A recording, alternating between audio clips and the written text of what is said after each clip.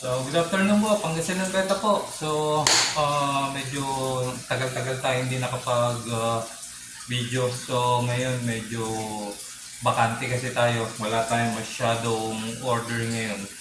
Wala tayong gawang mga aquarium ngayon. So, ito muna pagkaabalaan natin yung ating shop. So, dagdag tayo ng mga escape natin dito. So, right now, ang iniisip ko is actually tatlo ito. Tawag dito. Yung stand natin, parang stand natin is tatlo yung dapat i-set up dito. So for the meantime, ito muna dalawa i-set up natin. And ang naiisip ko rito is pareho siyang waterfalls. So itong nasa baba natin, it will be a waterfalls, talagang waterfalls. So, tubig yung ating magpo-falls dito and paladarium siya. So, kalahati lang yung tubig natin and then yung kalahati is land. So, planning to transfer yung aking mga tawag natin dito, yung ating mga crabs natin, yung mga dwarf crabs natin, yung vampire crabs natin. So, dito ko sila ililipat. And then yung sa taas natin is plano kong gumawa ng sun pole ulit. So, this time is for display dito sa aking shop. So, ayun po. So, meron na tayong initial setup dito. Naghihintay kasi tayo ng ng ating glue. Kaya hindi pa natin siya matapos-tapos. So, for the meantime, initial setup lang natin. Dito is almost done na itong initial setup natin. So, glue na lang hinihintay natin and then additional substrate natin sa ibabaw. So, we'll see kung anong kalalabasan dito. And then yung dito naman, ito yung ating sinisimulan ngayon. So, initial setup din tayo. Naayos lang natin yung positioning ng mga racks natin. So, para makita natin yung final setup niya at saka kung saan natin ilalagay yung sun poles niya. Plano ko is sa gitna siya kasi yung sun pole niya. Ito kasi is nasa side na yung waterfalls niya. So, waterfalls. So, yung sa taas, plano ko rin lagyan ng poles yun. So, we'll see na lang sakaling matapos natin ito. So, medyo busy po tayo ngayon. And then, meron pa tayong isa doon, yung 75 gallons ko. Medyo nireset ko rin. Napakabigat din ng mga rock formation niya. So, naghihintay lang tayo ng makakatulong sa pagbalik ng rock formation niya doon. So, yan lang po. So, simulan natin ulit to. Dagdagan natin yung ating rocks dito sa ating sun pole.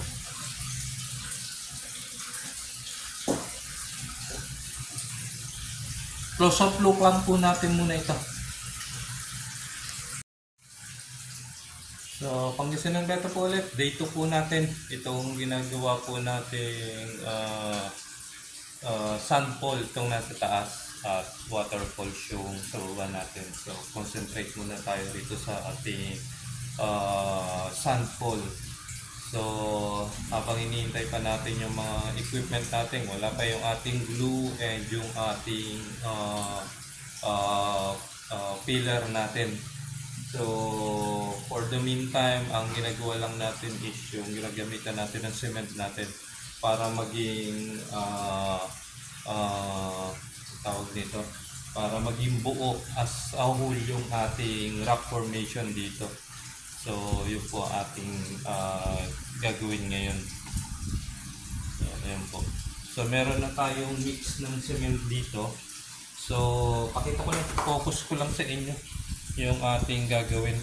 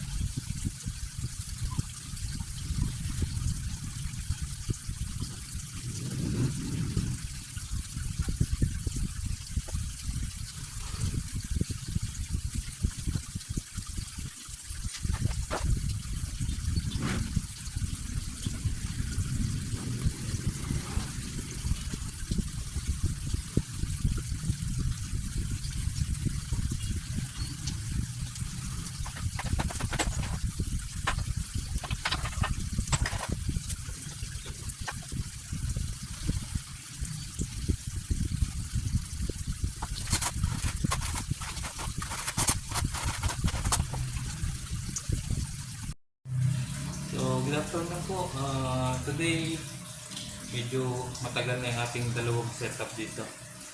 Kasi nga, yung mga gamit natin is putol-putol ang delivery. So, ang hinihintay ko talaga rito is yung adhesive foam. So, para lalagay natin dito sa likod. Actually, naka-order na tayo, dumating na. Konti lang pala yung laman, so naubos na, so kailangan ko pa ng isang adhesive foam. Pero today, try muna natin tapusin itong ating waterfalls dito. So saka na natin susunod yung sandfall natin. So dito muna tayo mag-concentrate sa ating waterfalls.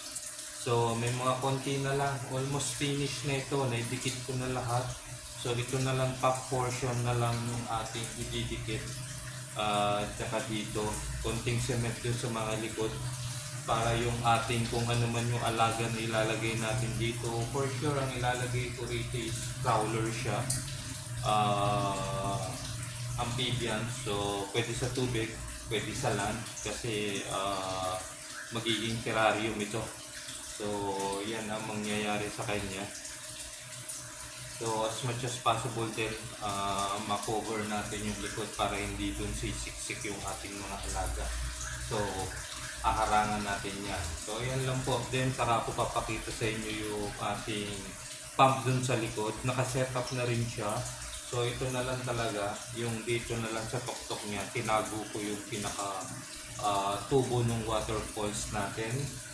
So ayan lang po gagawin natin. And then yung mapapansin nyo yung salamin, wala. Tinanggal ko yung salamin nito kasi actually this is an old tank na ginawa ko lang siya escape. So tinanggal ko na yung lumang salamin niya kasi masyado marami ng gas-gas. So palitan natin ng brand new na salamin.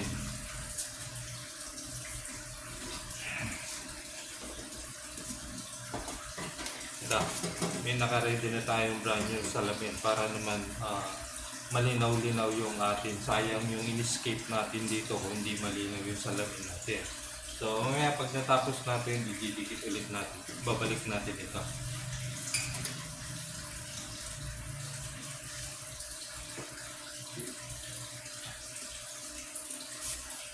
So, yan lang po.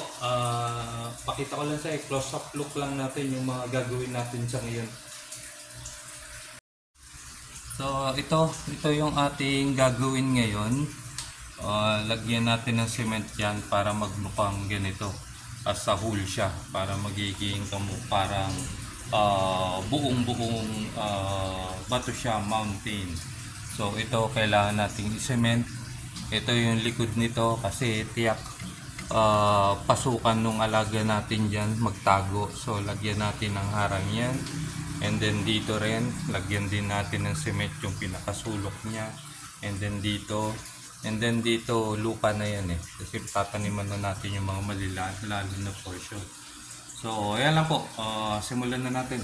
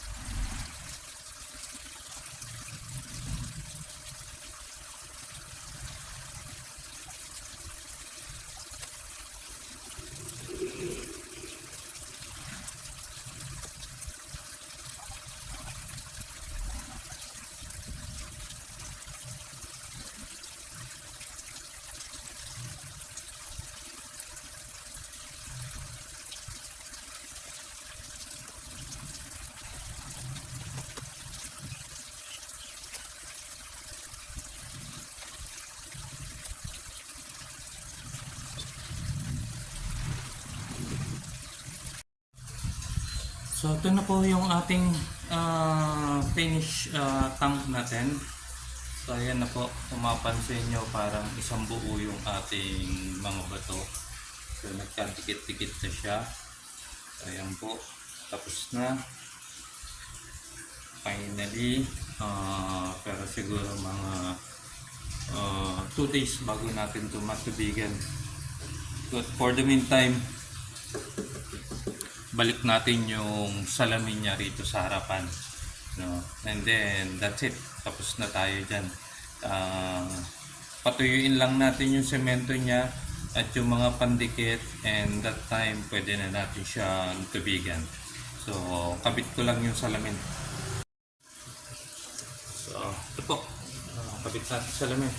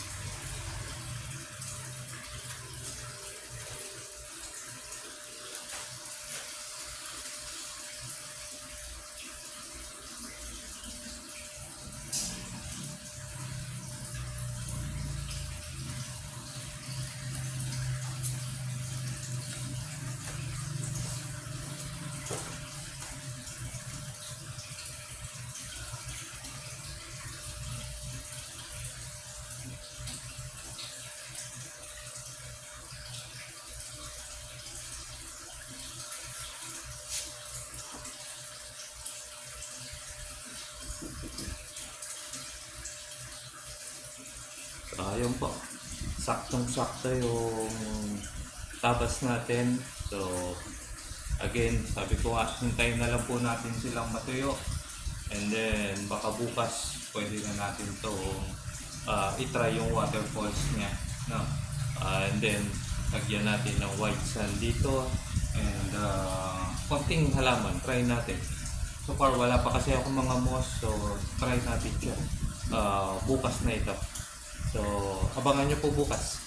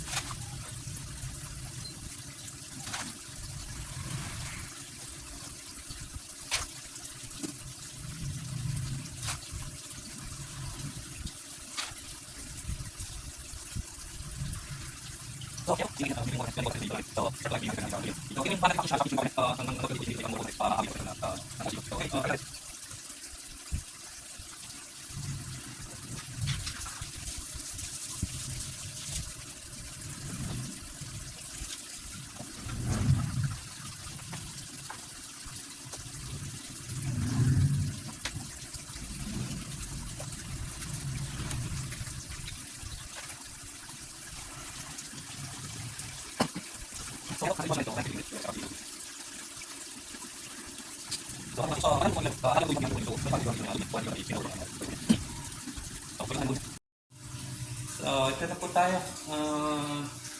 Nasa tamang level na po tayo ng tubig natin. So, mapansin nyo medyo malabo pa yung tubig natin. Pero once na makapag ilang cycle yan, lilinaw na rin ito ating tubig. So, ayan po. So, the moment of truth. So, try na po natin yung waterfalls niya. So, dito po yan, lalabas yung waterfalls natin. Nandiyan yung tubo natin. May butas dito. So, saksak lang po natin.